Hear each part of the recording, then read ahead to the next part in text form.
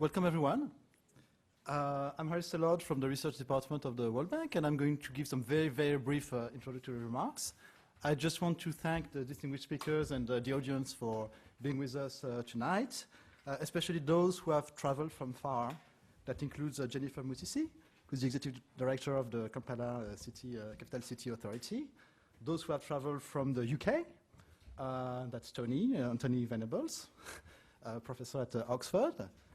Those who have traveled from Boston, that's Ed, Ed Glaeser, professor of economics at Harvard. And those who have come down like one floor or two, that is Sameh Wahba, who is the director of our urban GP, global practice, and Chico Ferreira, who is a senior advisor with the research department, DEC at the World Bank.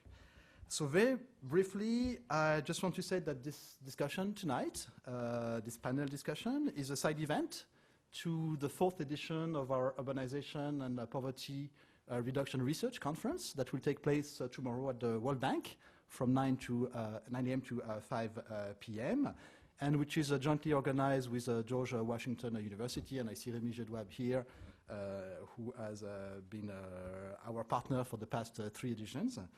And also this year with the International Growth Center, of which Tony Venables and Ed Glaeser are distinguished members.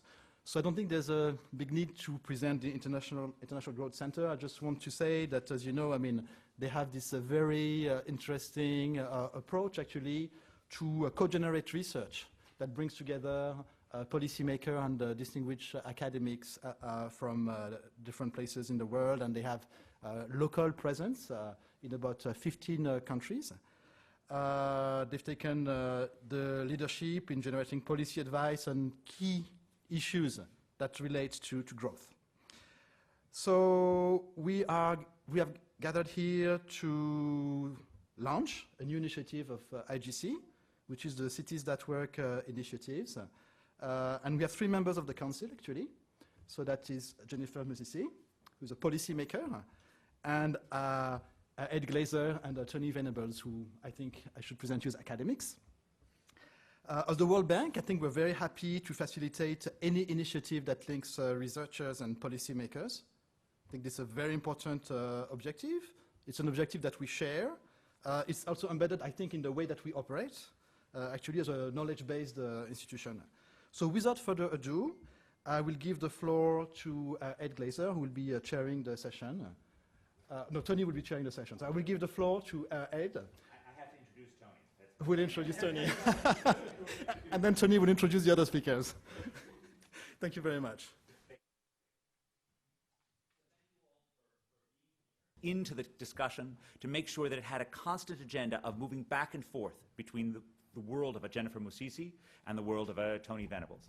And that really is the objective, and that's what we're launching here with bright hopes and, hopefully bright prospects, the possibility of a network of academics and policymakers who are passionate about making the cities of the developing world more livable, more successful, more dynamic places. The hopes for this network involve white papers, involve seminars, involve a variety of things to connect people.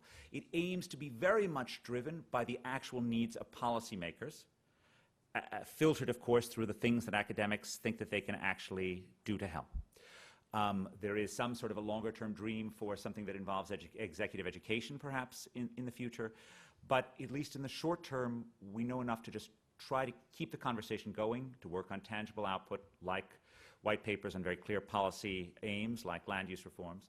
There are a couple of topics, of course, that we've highlighted, which shouldn't surprise anyone here. I think above all, urban land use. We've got Alain Berthaud here, so I know that we're covered on good ground on that.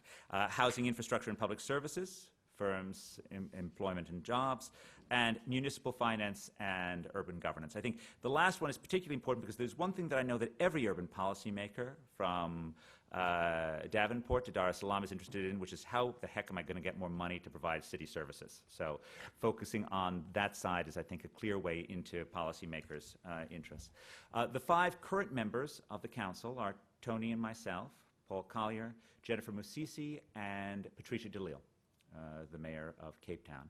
And it's a great group, and I've certainly learned a lot from Jennifer and from Patricia. And I am so grateful that all of you are here for the launch. And with that, I will pass it over to Tony, who will be chairing the panel that follows, and then I'll come back up again for the signing of the banner. So Tony, over to you.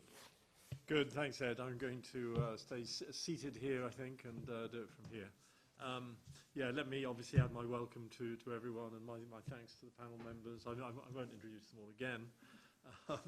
We've got about 30 minutes to really try and chew over some of the difficulties, the challenges that are faced in doing really policy-relevant research, having the interaction with policymakers to make sure it's relevant, and hopefully to make sure it's actually influential and of value to policymakers. So we've got 30 minutes. We want to have lots of participation from the floor. I believe the speakers have been given 5 minutes each, and there are 5 of them. So there's going to be a challenge. But anyway, Jennifer, can I ask you to start us off with some observations? Thank you very much. Welcome and good evening, everybody. Coming from Kampala, capital city, is coming from a city that is rising out of a very, very challenging history. And we've found that we've had to basically rebuild systems to run the city. And a lot of the challenges we have found were based on the institutional inefficiencies. Basically, manual systems, inadequate records, inadequate human capacity, very, very low levels of production in terms of the service delivery that the city required, and then a lot of corruption. So those are the things that we had to come to face with and begin to tackle in transforming the city. And we found that we didn't have a template. We didn't have any research or empirical data to start with. So we basically sat down and looked at the problem and thought, how do we solve this? And then started trying to solve it the best way that we can. And I can say confidently that after 6 months, I think we are now an authority. So we can now give people something to work with if they're transforming organizations because of the institutions that we have, because of what we've gone through in the institutional transformation and the resultant improvement, very significant improvement in service delivery. And had we had research and data documented and properly categorized, we would have had a much easier time in terms of implementation time, in terms of expense, in terms of the pace at which we are implementing the changes that we are making. So we've had some setbacks, we've made some mistakes, and that is why it's so important for us to have this kind of body where we shall have researchers researching on areas which will give us the ability to make decisions, policy decisions based on empirical evidence and data that can be relied upon. The other challenge we find is that we have very unclear governance structures in, I think, many of the African cities. Yes, we have the formal structures laid down in the legislation and in the books, but there are a lot of other informal structures that have a very significant impact on what we do. And therefore, the roles sometimes become merged, and therefore policies become very difficult to implement. You may know what to do, but the circumstances make it difficult for you to do what you need to do.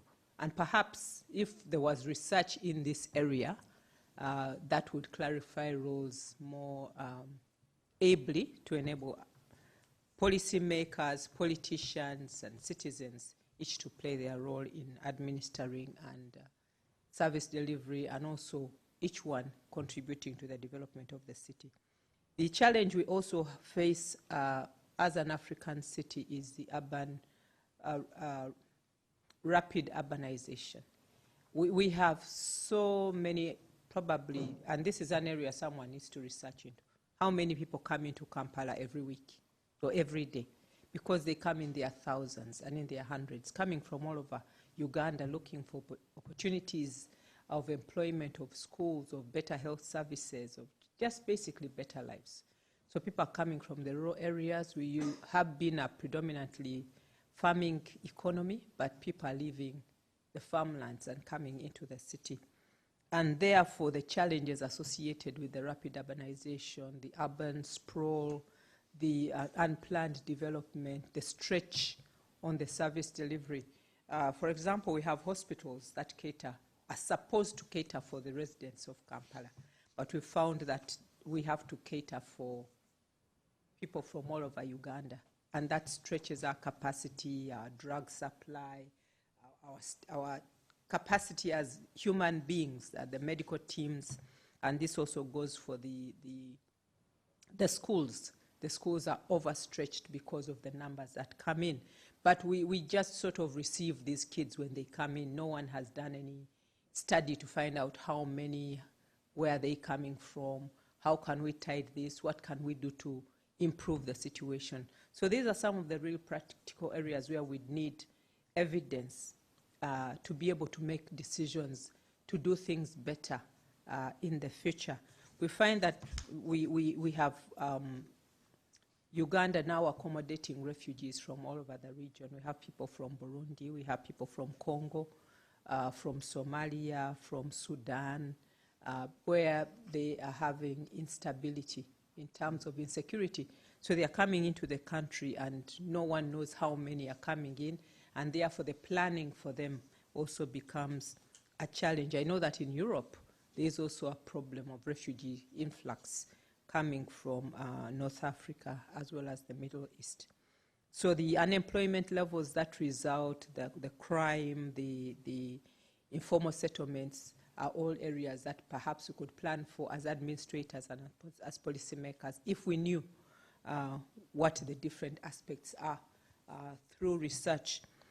There's also been a growing gap of infrastructure. Kampala is one of them. We have tried to work on infrastructure, but the sheer numbers that come into the city's population during the day is over 4.5 million people, but the only ones that stay in the city are about 2 million.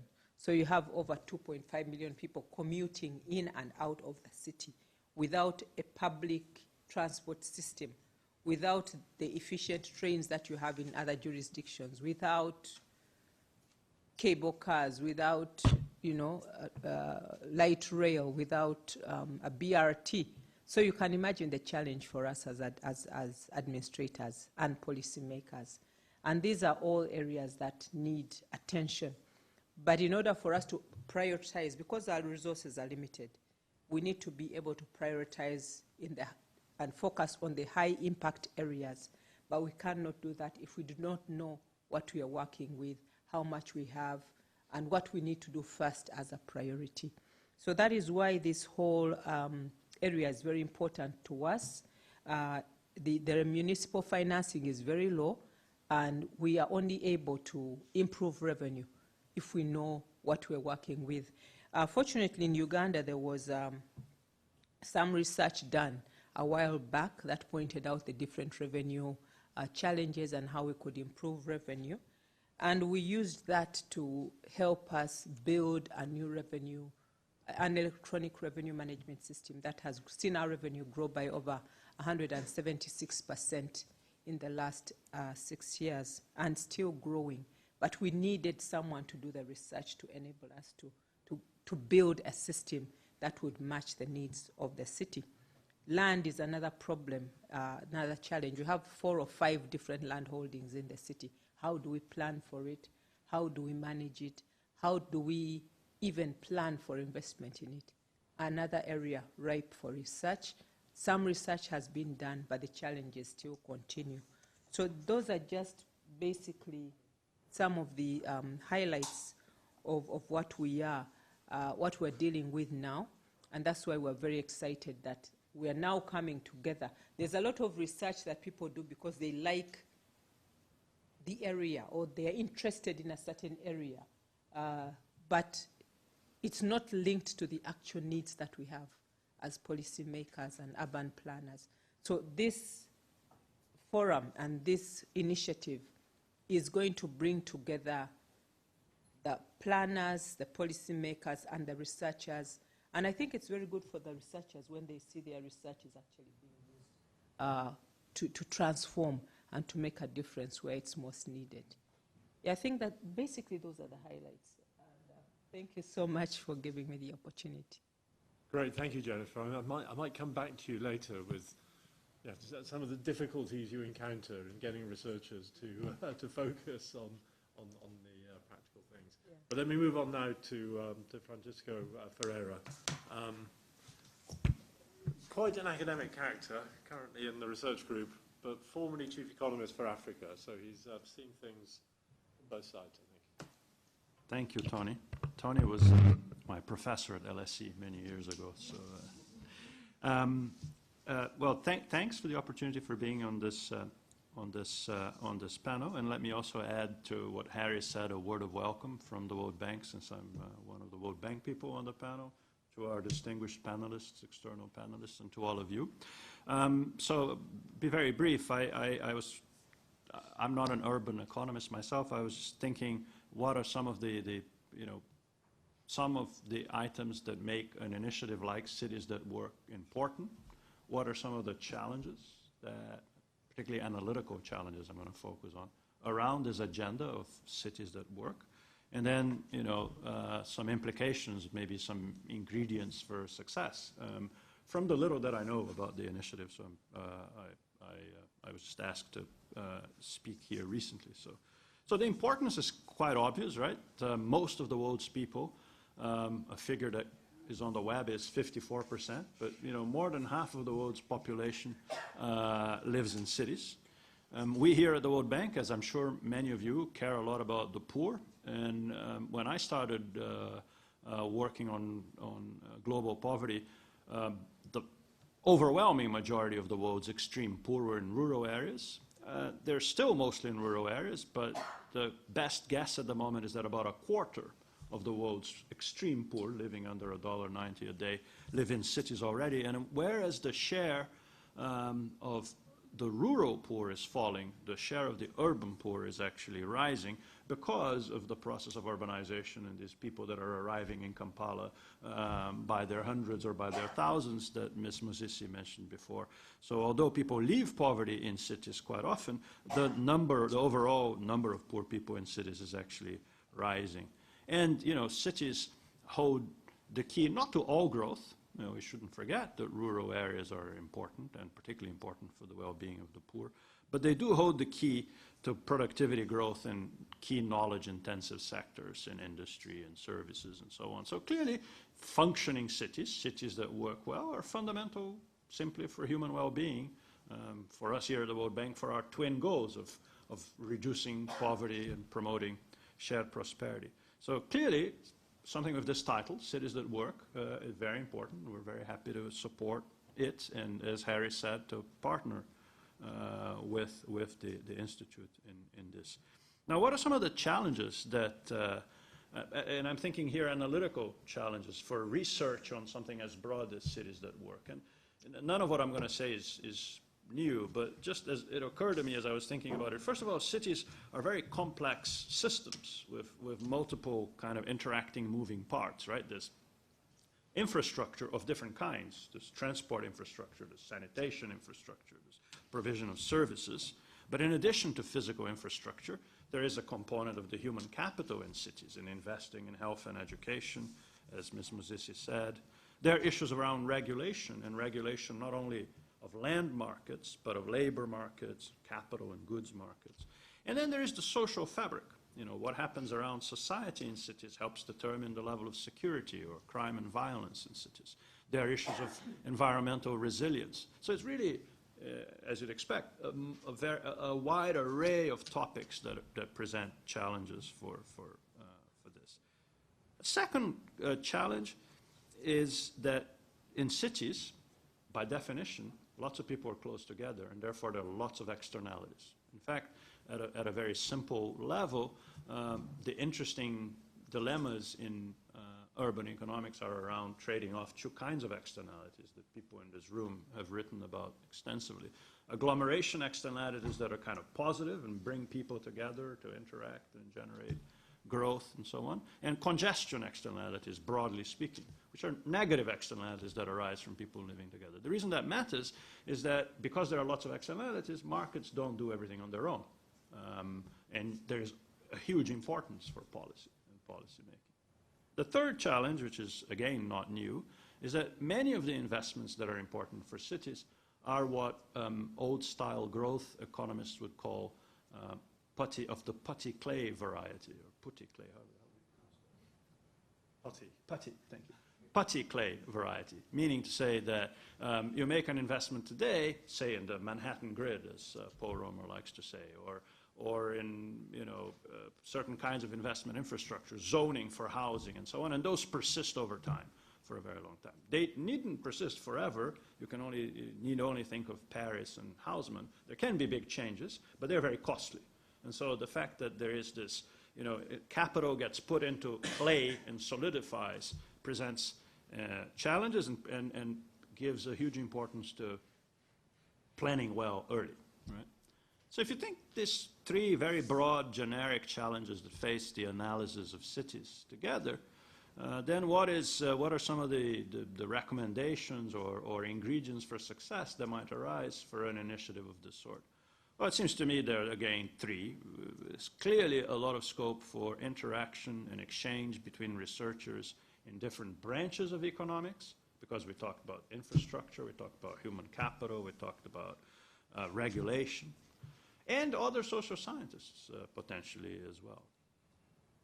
Clearly, the combination of each of these things is going to be multifaceted. It's going to be unique in different cities. So the challenges facing Kampala presumably are very different from those facing Santiago in Chile or Ulaanbaatar in Mongolia. And so interaction between researchers in different places, in the north and the south, and in different places of the south, clearly must be important too. And I presume this is one of the things that a network like this will want to do, is bring the local knowledge of local researchers and those thinking more broadly, more generally in other places. And finally, but certainly not least, the interaction between the people who have to bring it all together and make policy, people like Ms. Musisi, and the researchers working in all of their areas. So if I understood correctly, the initiative has to do with building bridges and bringing these people together and making sure that the needs of the policymakers that have to put this all together into action later on being reflected in the research that's done.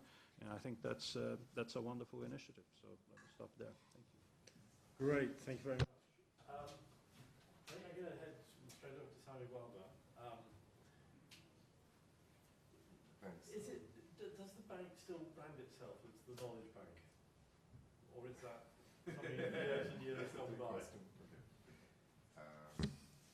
No, thanks, Tony. Deal with disseminating knowledge. Anyway, Yeah. please, go ahead. Thanks, Tony. So I guess, just like Sheikh was here with, his former professor, I'm also here with Ed Glaeser, was my former professor. Of course, he didn't remember me. I had much more hair at the time. Okay. I think, from an urban development perspective, I mean, much of the knowledge that has been traditionally available in the urban economic sphere has, been traditionally based on work that has been done in the developed world. And, cities in developing countries bring different types of challenges.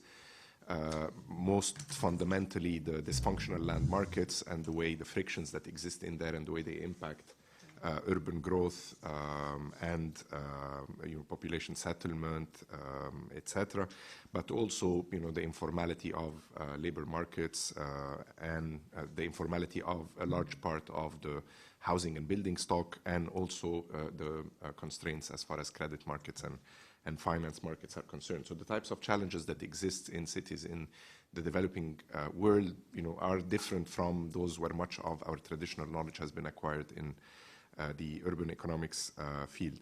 At the same time, having an initiative like, Cities That Work by IGCs, brings a tremendous amount of brain power, from academics and research centers, working together with policymakers on solving real and intractable problems.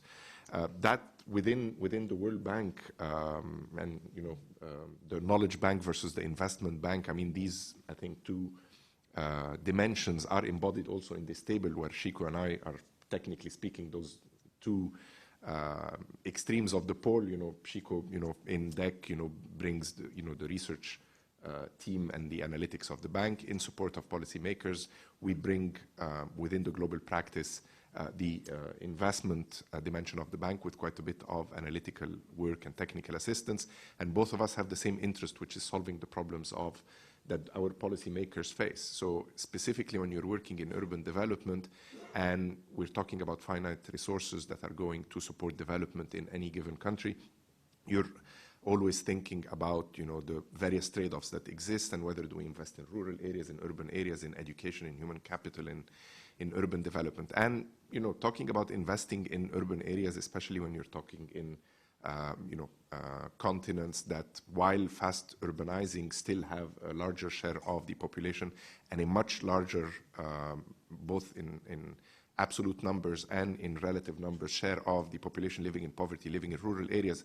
These types of discussions do not come very evident. So oftentimes, both our external policymakers, because we go and talk to ministers of finance about the allocation of public investments, but also our internal decision makers, which are our country directors, the main question is, show me the evidence. I mean, why would I invest in cities? So here, an entire line of work that we have been working on, specifically in the Africa region, and many of the team members are here. The team is led by Shomik Lal. We've worked a lot on trying, to look at the relationship between urbanization and structural transformation, and to really position urbanization as one of those structural transformation pillars, in a context in which commodity prices are declining, that these would bring about the structural transformation and the economic growth on which, that could contribute to the twin goals of the Bank of Poverty Alleviation and Shared Prosperity.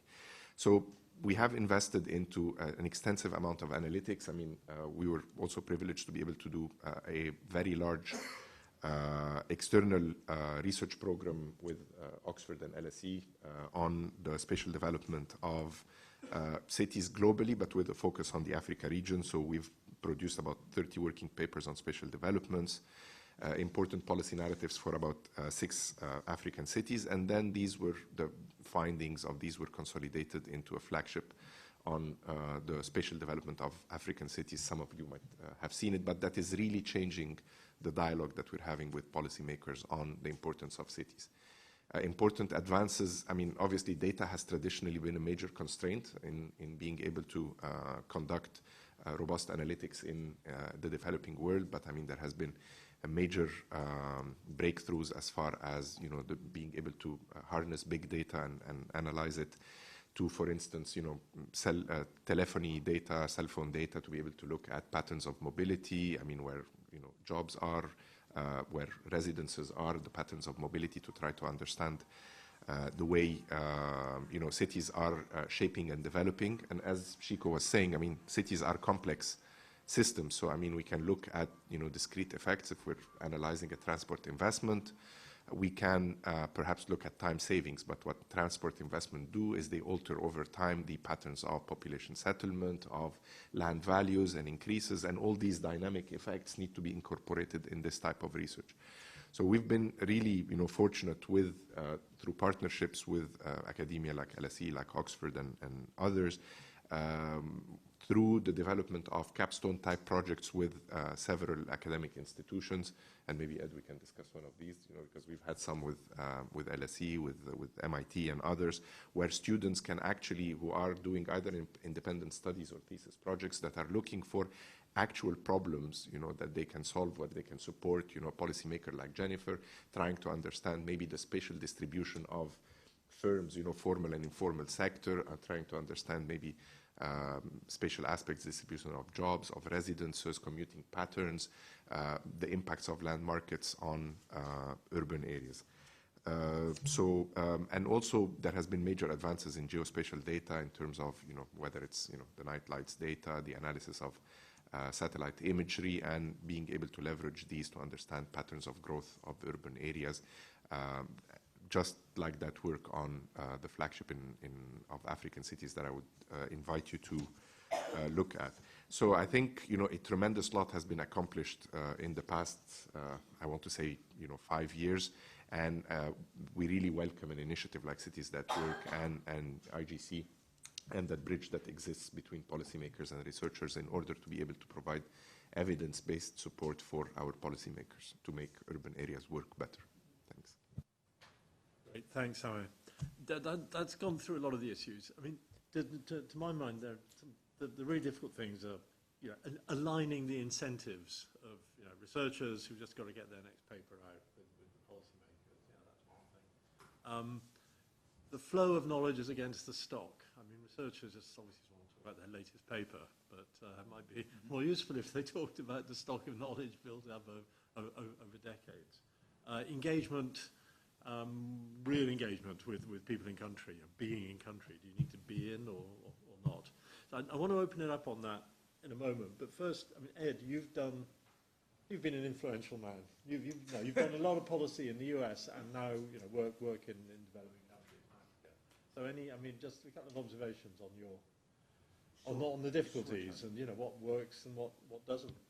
So it's always thrilling to be on the same stage as Jennifer, in part because I go home and 1/3 of my parish at home is Ugandans, and whenever I tell them that I've seen Jennifer, they treat me like I'm a rock star. So but one of the key things I think that her presence should highlight is that there's a fundamental difference between what economists do and what city leaders do. Economists, even when we are policy relevant, are yielding information that's primarily about policy. What land use policy should we be having? How many roads should we be building? Should we have a congestion charge? These things are sort of fundamental about where the boat is going. I don't know what share of your life is making those policy decisions versus management. I would be shocked if the policy making is more than 1/10 relative to the 90% which is managing, which is getting people to show up to do their jobs and to be there on time. Economists have traditionally had relatively little to say about that management side, and yet for most policymakers, they're trying to deal with their very real managerial problems on a day-to-day basis. And I'm not suggesting that we as economists should all become management gurus. It's the last thing in the world. But unless we start with the recognition that policymakers face this on a daily basis, and they're not necessarily just interested in the things that we can tell them about what they could do if they could rewrite all of their land use controls from scratch, we're going to be completely useless. Let me actually make this point about the difference between what economists know and what city leaders need to know in the context of some work that I've been doing on water in Zambia. So I've been working on estimating the impacts of water breakages in Lusaka.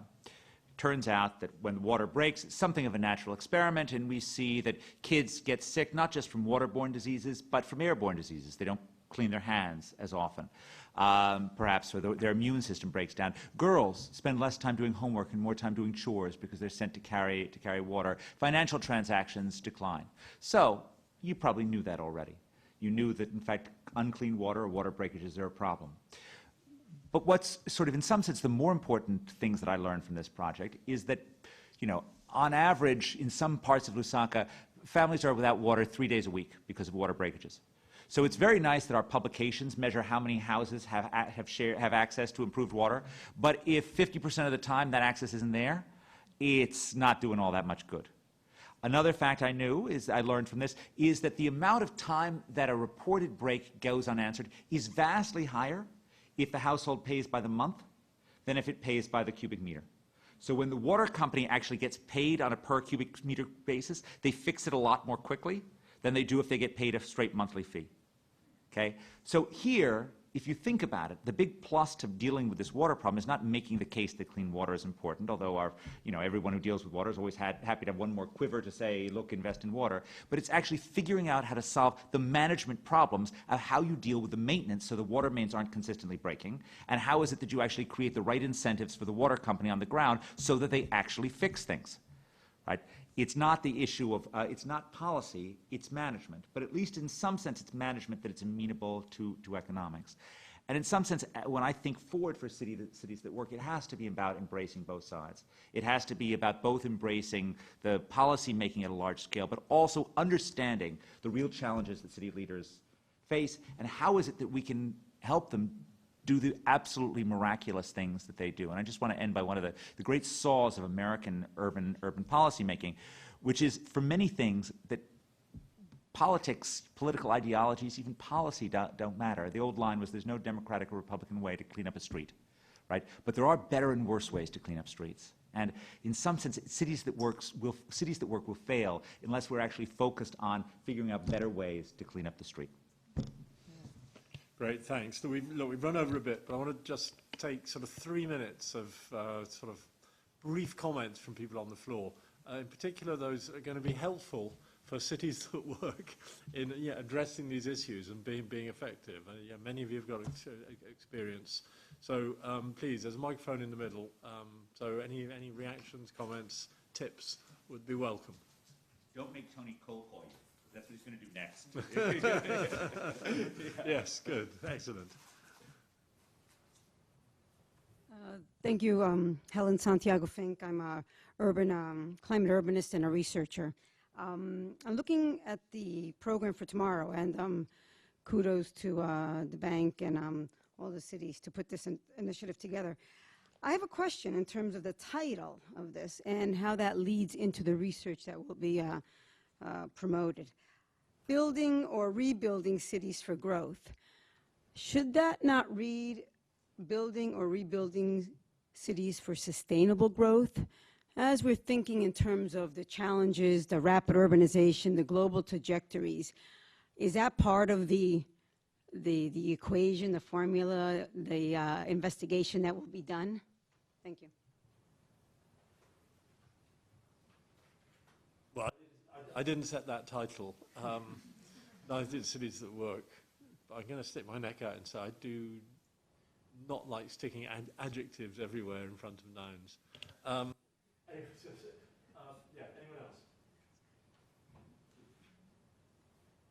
Yeah.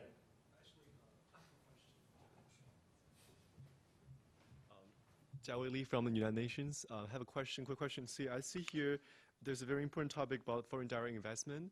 So my question is about this. So in terms of the city to attract foreign direct investment, we're talking about the infrastructures for residential, or we also talk about like infrastructure for commercial, let's say, commercial uses, or that's my confusion. Thank you so much. Any other quick comment? Yeah, we'll group for each up and very quick reactions, and there are drinks outside. But Hi, my name is Tanvi Nagpal. I am the Associate Director of the International Development Program at SAIS, which is the School of Advanced International Studies, and I work on water, so that was kind of an interesting way to combine those two things. And I actually have a question for Ms. Musisi, who I heard 3 or 4 years ago when she was at USAID, so I'm really excited to hear sort of the trajectory of the development of the Kampala City Authority, which we use as a case for our class. And I think that one interesting way to perhaps set the next research agenda would be for Ms. Musisi to tell us that in the last 3 years, what have been sort of her largest victories and what have been her greatest challenges. And if she were to then say, you know, where are the intersections of your work and my challenges, perhaps we would be more targeted in sort of our next steps so that, you know, we're not working in our own interesting research questions and then she's hoping that she gets all these interesting data sets. So that was one way of perhaps setting agendas. okay, one more quick one, and then I'm going to ask Ms. Musisi to respond to that one. But any final word from the floor?